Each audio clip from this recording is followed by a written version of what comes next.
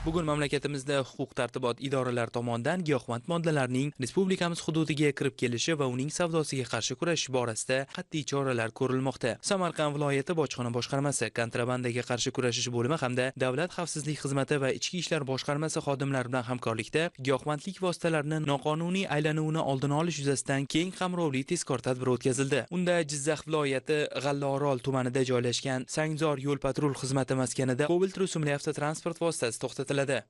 Olib borilgan so'rovlar davomida avtomobilda Samarqanddan Toshkentga ketayotgan yo'lovchining xatti-harakatlari tadbir ishtirokchilarining e'tiborini tortadi.